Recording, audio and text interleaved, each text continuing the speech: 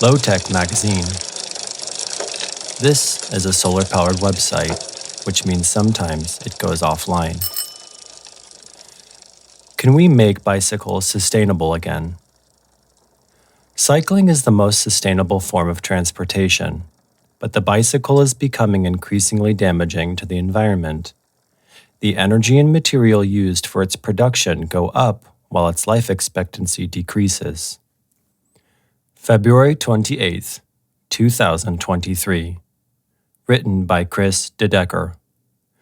Translations are available in French, Dutch, and Spanish. This is followed by an illustration by Diego Marmolejo. It features a bicycle wherein the front wheel is replaced by a cloud that appears as though it is attached to the fork of the bicycle. Subscribe to our newsletter. Support Low-Tech Magazine via PayPal or Patreon. Read Low-Tech Magazine offline.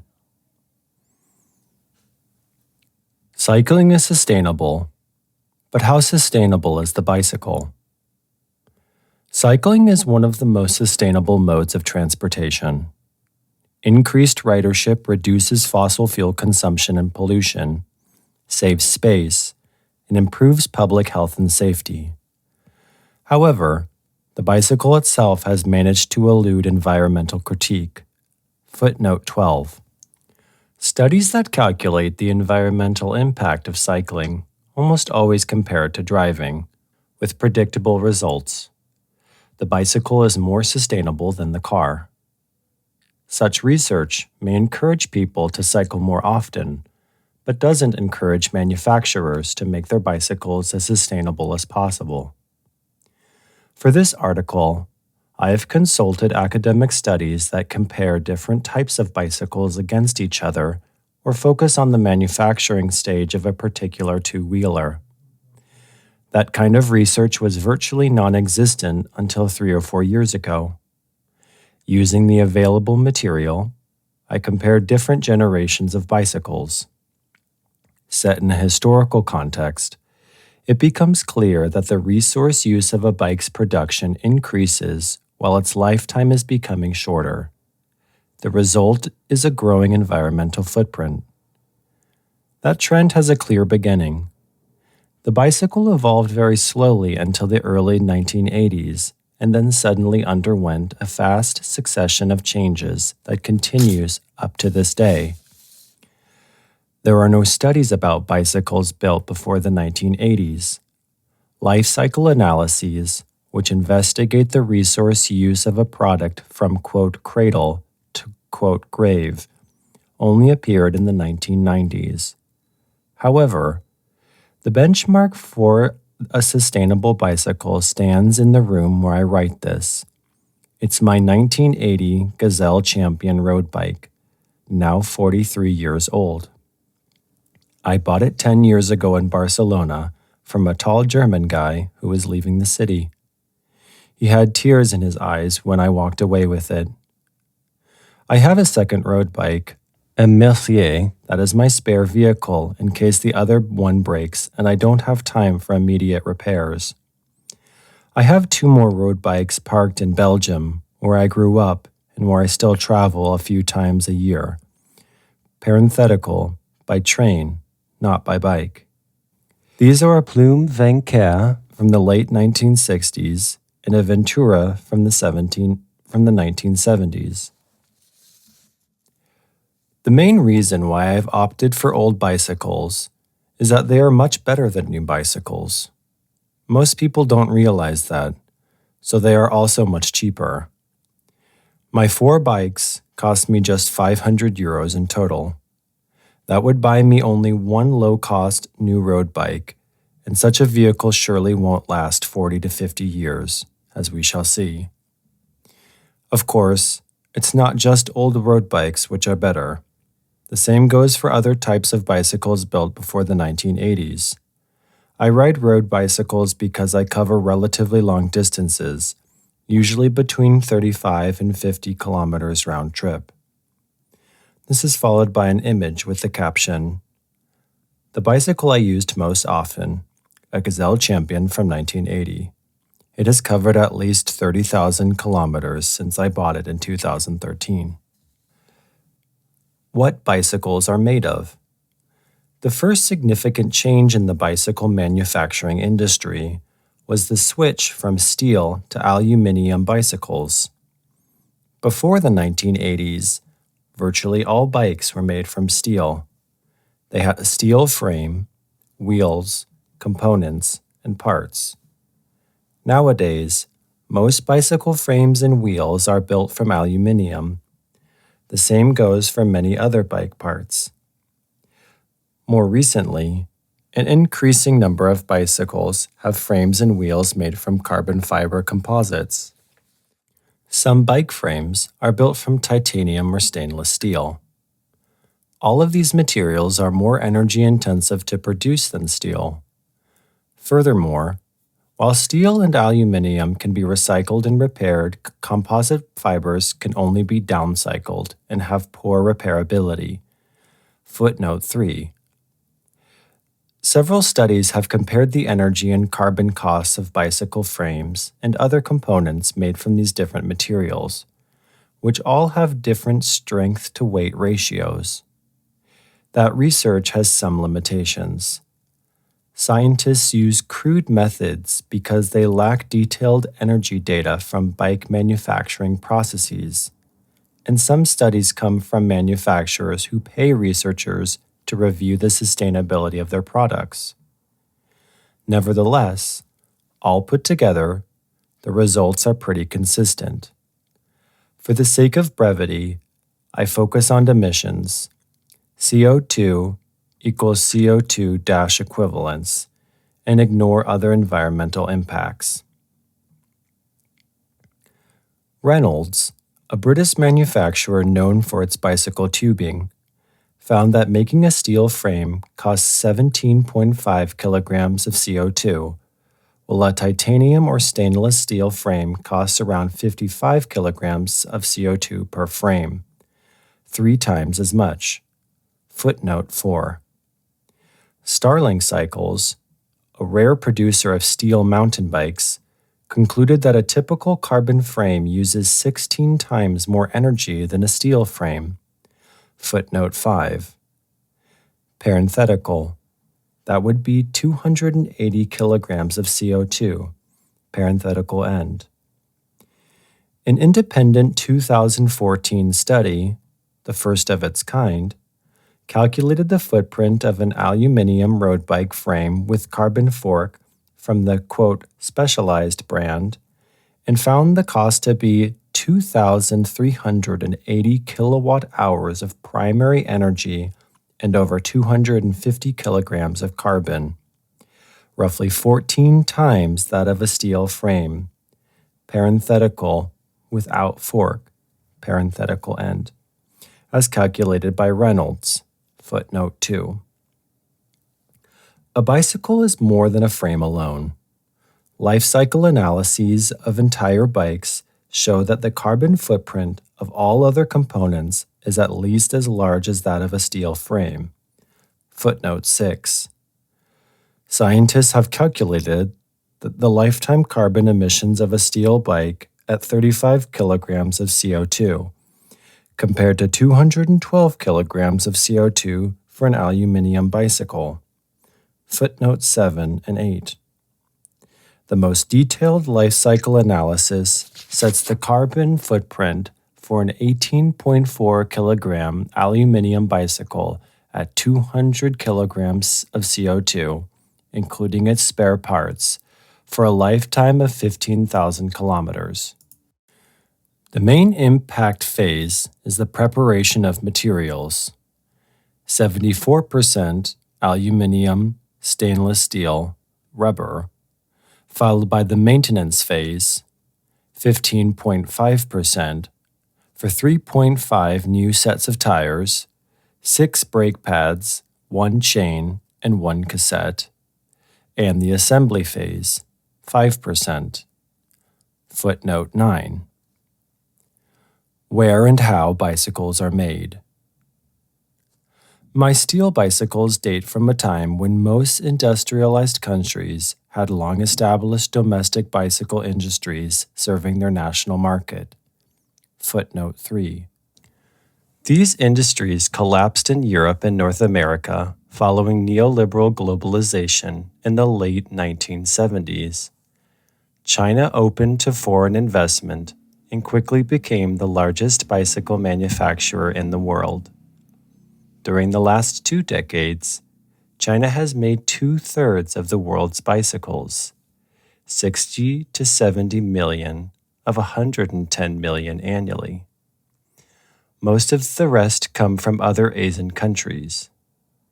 Europe is back to producing 10 million bikes annually, but the US only manufactures 60,000 bicycles per year.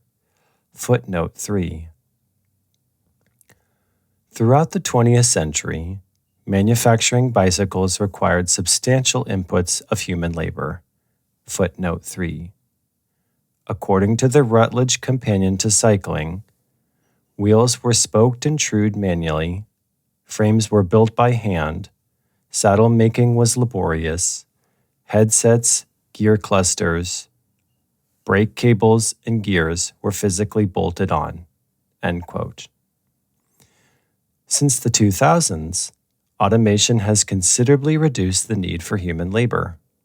The largest Chinese bike manufacturer, which builds 1/5 of the world's bicycles, has 42 bicycle assembly lines making 55,000 bicycles a day, almost as much as the US in a year. The globalization and automation of the bicycle industry make bikes less sustainable. First, they introduce extra emissions for transportation from raw materials, components, and bicycles, and for producing and operating robots and other machinery. Second, producing steel, aluminum, carbon fiber composites, and electricity is more energy and carbon intensive in China and other bike-producing countries than in Europe and North America. Footnote 10. Most importantly, however, is that large-scale automated production represents sunk capital that needs to be working most of the time to spread overhead costs, driving overproduction. Footnote 3. How long bicycles last. How much energy and other resources it takes to build a bicycle and to deliver it to a cyclist is just half the story. At least as importantly is how long the bike lasts. The shorter its lifetime, the more vehicles need to be produced over the lifetime of a cyclist, and the higher the resource use becomes. For a long life expectancy, some parts of a bicycle need replacement. These are typically smaller parts, such as shifters, chains, and brakes. Footnote 11. Until a few decades ago, component compatibility was a hallmark of bicycle manufacturing. Footnote 12. My bicycles are a perfect example of this.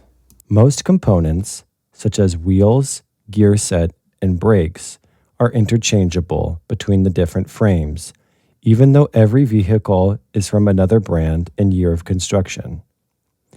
Component compatibility allows for easy maintenance and repairability, therefore increasing the lifetime of a bicycle. Bike shops and even the smallest villages can repair all types of bicycles using a limited set of tools and spare parts. Footnote 12. Cyclists can do minor repairs at home. Unfortunately, compatibility is hardly a feature of bicycle manufacturing anymore. Manufacturers have introduced an increasing number of proprietary parts and keep changing standards, resulting in compatibility issues even for older bicycles of the same brand. Footnote 13. For example, if the shifter of a modern bike breaks after some years of use, a replacement part will probably no longer be available. You need to order a new set from a new generation, which will be incompatible with your front and rear derailleur, which you also need to replace. Footnote 12. For road bikes, the change from cassette bodies with 10 sprockets around 2010 to cassette bodies with 11, 12, and most recently 13 sprockets, have made many wheel sets obsolete, and the same goes for the rest of the drivetrain, including shifters and chains. Footnote 12 and footnote 1. Disc brakes, which are now on almost every new bicycle, all have different axle designs, meaning that every vehicle now requires proprietary spare parts. Footnote 1. Disc brakes also required new shifters, forks, frame sets, cables, and wheels, making such bicycles incompatible with earlier designs. Footnote 12. The rise of proprietary parts makes it increasingly hard to keep a bike on the road through maintenance, reuse, and refurbishment. As the number of incompatible components grows, it becomes impossible for bike shops to have a complete stock of spare parts. Footnote 12. Component incompatibility is accompanied by decreasing component quality. An example is the saddle, which hardly ever outlasts a frame set because it cracks at the bottom of the shell. Footnote 12. A little extra material would make it last forever, as proven by all saddles of my 40 to 50-year-old road bikes. Low quality affects some parts of expensive bicycles, but it is especially problematic for cheap bicycles made entirely of low quality components. Cheap bicycles, bike mechanics refer to them as built-to-fail bikes or bike-shaped objects, often have plastic parts that break easily and cannot be replaced or upgraded. These vehicles typically last only a few months. Footnote 13 and 14. This is followed by an illustration, which is also by Diego Marmolejo, and it features a icon of a factory in the bottom left quadrant of the picture plane, and arising from the factory smokestack is a plume of smoke, which has lots and lots of icons of bicycles in it. So the overall effect is like bicycles are coming out of the plume of smoke. How bicycles are powered. So far, we have only dealt with entirely human-powered bicycles, but bikes with electric motors are becoming increasingly popular. The number of e-bikes sold worldwide grew from 3.7 million in 2019 to 9.7 million in 2021. 10% of total bike sales and up to 40% in some countries like Germany. Electric bikes reinforce both trends that make bicycles less sustainable. On the one hand, electric motors and batteries require additional resources such as lithium, copper, and magnets, increasing the energy use and emissions of bike manufacturing. Researchers have calculated the greenhouse gas emissions caused by manufacturing an aluminum e-bike at 320 kilograms. Footnote 8. This compares to 212 kilograms for the production of an unassisted aluminum bicycle and 35 kilograms for an unassisted steel bicycle. On the other hand, the life expectancy of an electric bicycle is shorter than that of an unassisted two-wheeler because it has more points of failure. The breakdown of the extra components, motor, battery, electronics, leads to a shorter life cycle due to component incompatibility. An academic study on circularity in the bike manufacturing industry observes a significant increase in defective components compared to unassisted bicycles and concludes that, quote, the great dynamics of the market due to regular innovations, product renewals, and the lack of spare parts for older models make the long-term use by customers much more difficult than for conventional bicycles, end quote. Footnote 15. On top of this, electric bicycles require electricity for their operation, further increasing resource use and emissions. This impact is relatively small when compared to the manufacturing phase. After all, humans provide part of the power, and the electricity use of an electric bike at 25 kilometers per hour is only around 1 kilowatt hour per 100 kilometers. The average greenhouse gas emission intensity of electricity generation in Europe in 2019 was 275 grams of CO2 per kilowatt hour. Footnote 16. If an e-bike lasts 15,000 kilometers, charging the battery only adds 41 kilograms of CO2, compared to 320 kilograms for producing the aluminum bicycle. Even in the US and China, where the carbon intensity of the power grid is 50 to 100% higher than the European value, electric bicycle production dominates total emissions and energy use. Cargo cycles.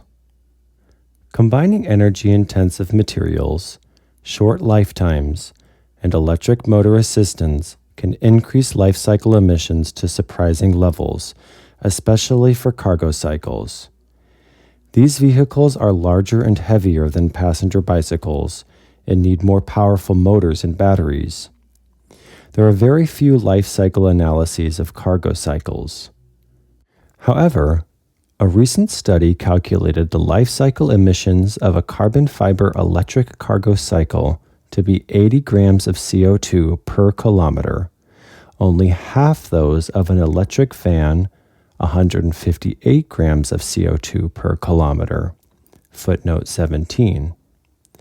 The researchers explain this by the difference in lifetime mileage, 34,000 kilometers compared to 240,000 kilometers for the van, and the carbon fiber composites in many components, including the chassis of the vehicle. The life cycle emissions of the cargo cycle, including the electricity used to charge its battery, amount to 2,689 kilograms. That is almost 40 times the life cycle emissions of two steel bicycles, each with a 15,000 kilometer life cycle mileage. Extending the useful life of electric bicycles has less impact on life cycle emissions when compared to unassisted bikes. That's because the battery needs to be replaced every 3 to 4 years and the motor every 10 years, which adds to the resource use of spare parts. Footnote 11. This is demonstrated by a life cycle analysis of an electric steel cargo cycle with an assumed life expectancy of 20 years. Footnote 18. During its lifetime, the vehicle uses 5 batteries, each weighing about 8,500 kilograms, 2 motors, and 3.5 sets of tires. Most life cycle emissions are caused by these spare parts, with the batteries alone accounting for 40% of the total emissions. In comparison, the emissions for the steel frame are almost insignificant. Footnote 18. This particular cargo cycle was built for African roads and is not entirely representative of the average cargo cycle, mainly because of its heavy tires. Cargo cycles have another disadvantage. Passenger bicycles and cars usually carry only one person, meaning that 1 passenger kilometer on a bike roughly equals 1 passenger kilometer in an automobile. However, for cargo, the comparison of ton kilometers is more complicated. If the load is relatively light, up to 150 kilograms, the electric cargo cycle will be less carbon intensive than a van. However, heavier loads require several cargo cycles to replace one van, which multiplies the embodied emissions. Footnote 18. Switching to cargo cycles without significantly reducing the cargo volume is unlikely to save emissions. Obviously, cargo cycles with steel frames and without electric motors and batteries, for now still the majority, will have much lower carbon emissions over their lifetimes. How bicycles are used. In recent years, many cities have introduced shared bicycle services. In theory, shared bicycles could lower the number of bikes produced and thus decrease the environmental impact of bicycle production. However, building and operating bike sharing services adds significant energy use and emissions. Furthermore, shared bicycles don't last as long as privately owned bicycles. Consequently, shared bike services further reinforce the trends that make bicycles less sustainable. A 2021 study compares the environmental impact of shared and private bicycles while including the infrastructure that each option requires. It concludes that personal bikes are more sustainable than shared bicycles. Footnote 8. This research is based on the Uisce system in Paris, France, which has 19,000 vehicles, roughly half with an electric motor. Vehicle manufacturing and bike sharing infrastructure cause more than 90% of emissions and energy use.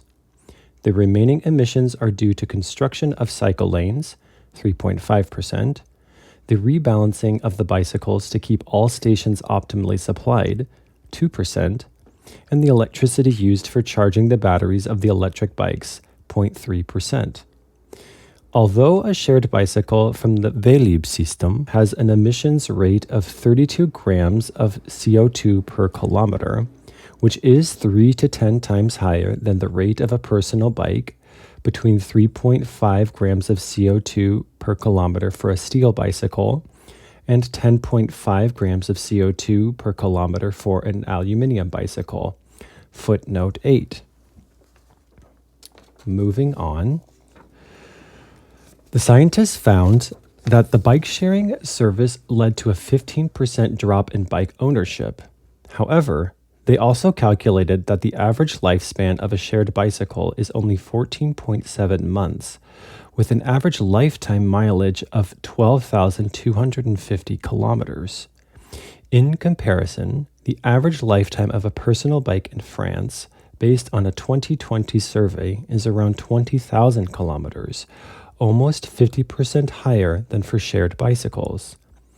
The Uisce system includes 14,000 bike sharing stations with a total surface of 92,000 meters squared and an estimated lifetime of 10 years. Each of the 46,500 docks consists of 23 kilograms of steel and a half a kilogram of plastic. The power consumption of each bike sharing station is around 6,000 kilowatt hours per year. Due to the high impact of the infrastructure, the life cycle emissions of shared electric bikes are only 24% higher than those of shared non-electric vehicles. Footnote 8. The environmental footprint of bike sharing systems can vary significantly between cities. A life cycle analysis of bike sharing services in the U.S. found carbon emissions of 65 grams of CO2 per kilometer, twice as high as in Paris. Footnote 19. This is largely because the U.S. systems rebalance the bicycles using diesel vans, while the French service employs electric tractors. The U.S. study also looks at the newer generation of dockless bike sharing services, which score even worse. Dockless shared bikes can be parked anywhere and located through a smartphone application. Although this removes the need for stations, each bicycle requires energy-intensive electronic components, and the system also generates emissions through communication networks. Footnotes 19 and 10. Furthermore, dockless systems require more bicycles and involve more rebalancing. A life cycle analysis of Chinese bike sharing services, many dockless systems, shows high damage rates and low maintenance rates for bicycles. The annual damage rate is 10 to 20% for reinforced bicycles and 20 to 40% for lighter vehicles, which have become more common. In practice, a shared bicycle becomes scrap when the bike part with the worst durability breaks down. repair is virtually not happening. Footnote 10. Finally, when the companies go bankrupt, bike sharing creates mountains of waste, including bicycles in good condition. Footnotes 10 and 1. The article is then interspliced with a graph with the following information. Life cycle carbon emissions per kilometer of riding a bicycle. 3.5 grams of carbon per kilometer, steel bicycle, over the lifetime of 20,000 kilometers. 7.2 grams per kilometer, steel bicycle with electric motor, over a lifetime of 20,000 kilometers. 10.5 grams, aluminum bicycle, 20,000 kilometers. 15 grams, aluminum bicycle, 15,000 kilometers. 16 grams, aluminum bicycle with electric motor, 20,000 kilometers. 29 grams, aluminum tricycle, 18,500 kilometers. 33 grams, shared aluminum bicycle, 50% electric, station-based, Paris, 12,250 kilometer lifetime.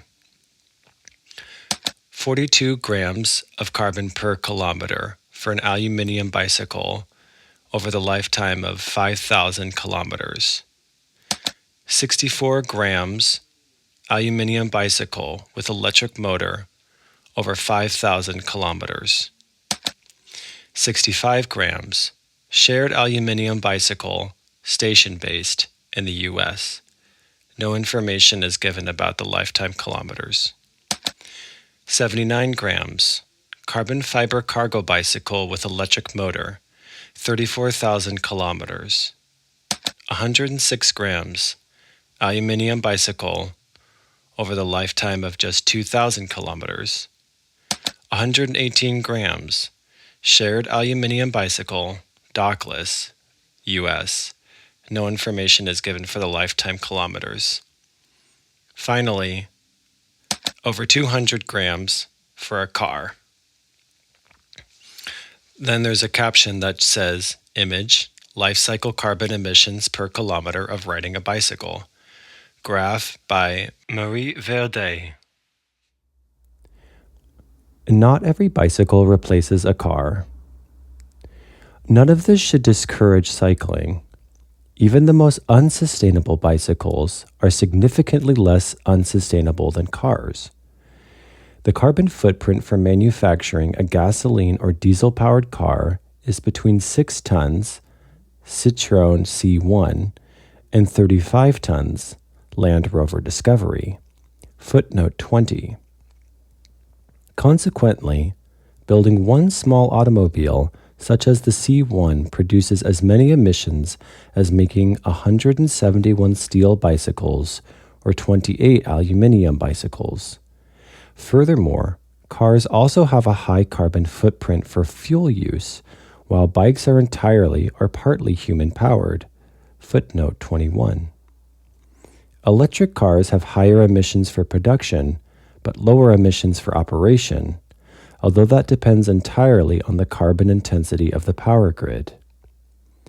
The bicycle even holds its advantage when its much shorter lifetime mileage is taken into account. Footnote 22. Gasoline and diesel-powered cars now reach more than 300,000 kilometers, double their lifetime in the 1960s and 1970s. Footnote 23. If a bicycle lasts 20,000 kilometers, it would take 15 bikes to cover 300,000 kilometers. If those are steel bicycles without an electric motor, the total carbon footprint for manufacturing is still 6 times lower than for a small car, 1,050 kilograms of CO2. If the bikes are made from aluminium and have electric motors, then emissions grow to 4,800 kilograms of CO2, still below the manufacturing carbon footprint of the small car. However, not every bicycle replaces a car. that is especially relevant for shared and electric bikes. Studies show that they mainly substitute for more sustainable transport alternatives such as walking, using an unassisted or private bicycle, or traveling on the subway. Footnote 19 and 24. In Paris, shared bikes have 3 times higher emissions than electric public transportation. Footnote 8. In addition, many carbon-intensive bicycles are bought for recreation and are not meant to replace cars at all. They may even involve more car use as cyclists drive out of town for a trip in nature. In all those cases, emissions go up, not down. How to make bicycles sustainable again? In conclusion, there are several reasons why bicycles have become less sustainable. The switch from steel to aluminum and other more energy-intensive materials, the scaling up of the bicycle manufacturing industry, increasing incompatibility and decreasing quality of components, the growing success of electric bicycles, and the use of shared bike services. Most of these are not problematic in themselves. Rather, it's the combination of trends that leads to significant differences with bicycles from earlier generations. For example, based on data mentioned earlier, manufacturing an electric bicycle made from steel would have a carbon footprint of 143 kilograms. Although that is 4 times the emissions of an unassisted steel bicycle, it is below the carbon footprint of an aluminum bicycle without an electric motor, 212 kilograms.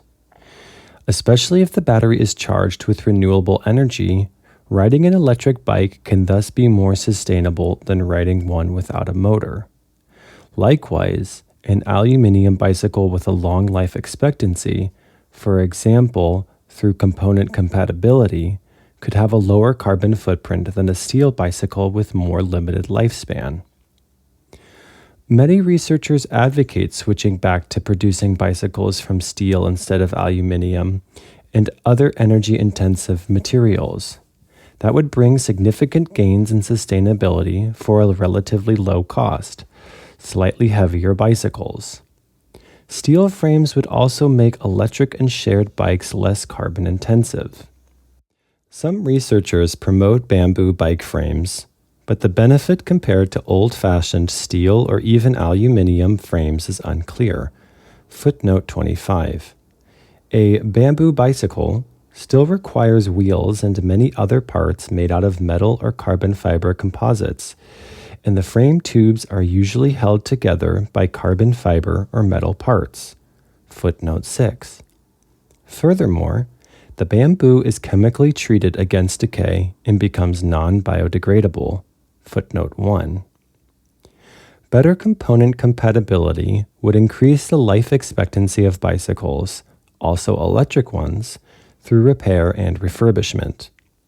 It would bring no disadvantages for consumers, even on the contrary. However, unlike a switch to steel frames, better component compatibility would hurt the sales of new bicycles. A study concludes that the abandonment of standardization is a profitable business model because it ensures that bicycles can only be ridden for so long. Footnote 1. The decreasing sustainability of bikes is not a technological problem, and it's not unique to bicycles. We also see it in manufacturing other products, such as computers. One bike mechanic observes, "The problem here is capitalism. It's not the bikes." Footnote 14. Reverting to local and less automated bike manufacturing is a requirement for sustainable bicycles. The main reason is not the extra energy use generated by transportation and machinery, which is relatively small. For example, shipping from China adds around 0.7 to 1.2 grams of CO2 per kilometer for shared bicycles. Footnote 8. More importantly, domestic and manual bike manufacturing is essential to make repair and refurbishment to more economically attractive option. refurbishment the more economically attractive option. By definition, repairing is local and manual, so it quickly becomes more expensive than producing a new vehicle in a large-scale automated factory. Footnote 10. Locally made bicycles would increase the purchase price for consumers. However, better repairability would allow for a longer life expectancy and a lower cost in the long term. Addressing bike theft and parking problems is also essential because they are often a reason for buying cheap, short-lasting bicycles. Footnote 26. Finally, shared bicycle services can have their place, and we will probably see further improvements in their resource efficiency. The newest bike-sharing stations in Paris have reduced their power consumption by a factor of 6. Footnote 8. However, shared bicycles are unlikely to become more sustainable than private bicycles because they always require rebalancing and a high-tech infrastructure to make the service work. Furthermore, getting attached to your bike can be a strong incentive to take care of it well and thus increase its life expectancy, as I can testify. This concludes the article portion of this reading.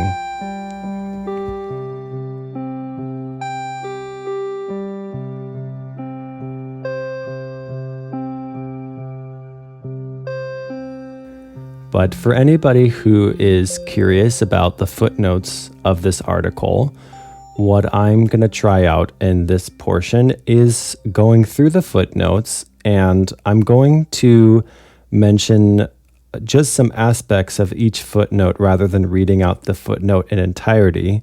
So, for example, footnote number 1 comes from a website which is journals.sagepub.com.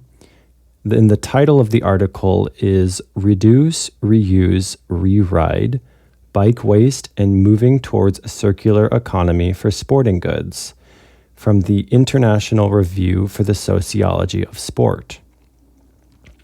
For footnote number 2, we have this coming from dukespace.lib.duke.edu, with an article titled The Complete Impact of Bicycle Use, Analyzing the Environmental Impact and Initiative of the Bike Industry. For number 3, we have a website which is Routledge.com, spelled ROUTLEDGE,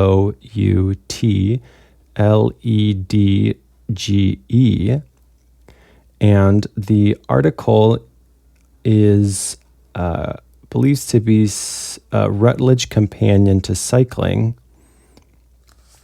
from 2022. There is footnote number 4, which comes from cyclist.co.uk. The title of that article is What's the Environmental Impact of a Steel Bicycle Frame? And it looks like that is perhaps a magazine, Cyclist magazine.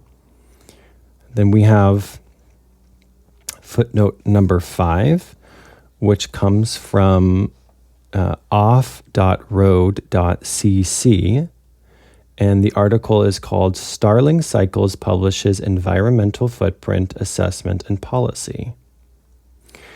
For footnote 6, the website is sciforum.net, and the article title is Application of Life Cycle Sustainability Assessment to the Bamboo and Aluminium Bicycle in Surveying Social Risks of Developing Countries. And for footnote 7, this comes from ScienceDirect.com. The title of the article is Life Cycle Carbon Dioxide Emissions of Bike Sharing in China, Production, Operation, and Recycling. It looks like the name of that journal is Resources, Conservation, and Recycling, issue number 162. For footnote 8, we have another article from ScienceDirect.com, and this is called Environmental Performance of Shared Micromobility and Personal Alternatives Using Integrated Modal LCA. And that comes from Transportation Research Part D, Transport and the Environment 93 from 2021. For footnote 9, we have a website that is link.springer.com. And the title of the article is Environmental Impacts of Bicycle Production in Bangladesh, a Cradle-to-Grave Life Cycle Assessment Approach. And that's from SN Applied Sciences #1 in 2019. For footnote 10, there is another website called ScienceDirect.com. And the title of this article is How Can Bicycle Sharing Have a Sustainable Future? A research based on life cycle assessment, and this is from the Journal of Cleaner Production number 282, 2021. For footnote 11, we have an article from treeze.ch, that's spelled treeze.ch, and the name of that article is Life Cycle Assessment of Two-Wheel Vehicles. And that is from ESU-Services Limited, and that was from 2010. For footnote 12, we have a website that is circularcycling.nl, and the title of the article is From Marginal Gains to a Circular Revolution, and that appears to be, it's 160 pages, and it's a book. Then for footnote 13, there's a website which is vancouversun.com, and the title of the article is U.S. Petition that calls for end of built to fail bikes gaining support in BC. For footnote 14, there is an article from Vice, and that's vice.com. The title of the article is Mechanics Ask Walmart, Major Bike Manufacturers to Stop Making and Selling Built-to-Fail Bikes. And that is from 2022. Next is footnote 15. That is from frontiersin.org, and the title of the article is Circular Business Models for Remanufacturing in the Electric Bicycle Industry, and that is from Frontiers in Sustainability #2, published in 2021. Footnote 16 is simply listed as a link from www.eea.europa.eu, and part of the hyperlink has the phrase Overview of the Electricity Production 3. Moving on, footnote 17 is from a website www.mdpi.com, and it's an article titled Last Mile Logistics Life Cycle Assessment, a comparative analysis from diesel van to e-cargo bike. And that's from what looks like a journal or some kind of publication called Energies, and that was published in 2022.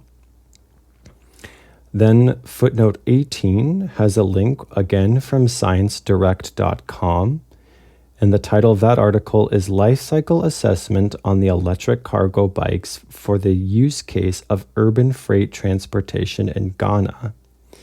That comes from a publication called Procedia, possibly. That's spelled Procedia, followed by CIRP number 105, and that was published in 2022. Next, footnote 19 is also from ScienceDirect.com. The title of that article is Comparative Life Cycle Assessment of Station-Based and Dockless Bike Sharing Systems, which comes from Resources, Conservation, and Recycling number 146, published in 2019. Footnote 20 is a website, which is www.theguardian.com, from the environment section and the Green Living blog. And there's a particular article called Carbon Footprint New Car.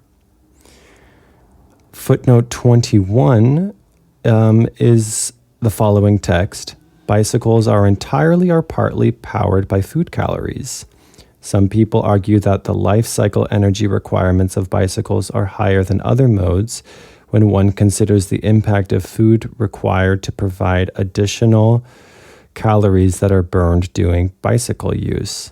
However, the majority of people in car-centered societies take in more calories than their sedentary lifestyle requires.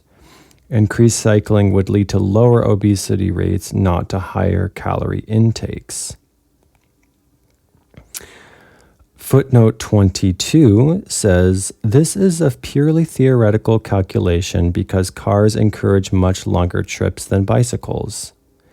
Footnote 23 is from the New York Times, which is nytimes.com. Title of the article is, Are Cars Kept Longer? 200,000 is the new 100,000. And that was New York Times, March 16th, 2012. Footnote 24 is from www.mdpi.com. The title of the article is Bicycle Sharing an Environmental Practice? Evidence from a life cycle assessment based on behavioral surveys. And that is maybe, it looks like the title of that publication is Sustainability 11.6, published in 2019. Number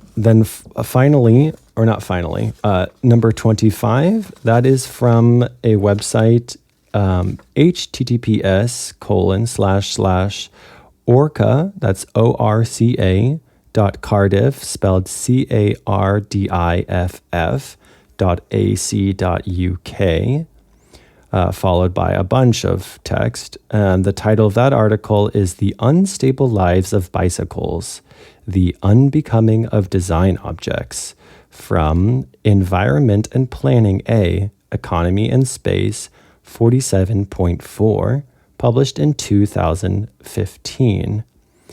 And finally, at the end of this article are some recommendations for related articles, such as the following: Plastic Waste in the Fuel Tank, which is about consumer societies producing enough plastic waste to power at least 10% of motorized road traffic.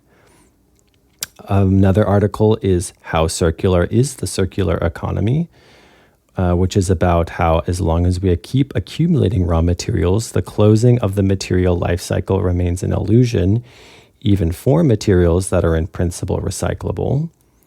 And the final recommended article is called How and Why I Stopped Buying New Laptops, which is about how, as a freelance journalist, or an office worker if you wish, I've always believed that I should regularly buy a new laptop, but older machines offer more quality for much less money.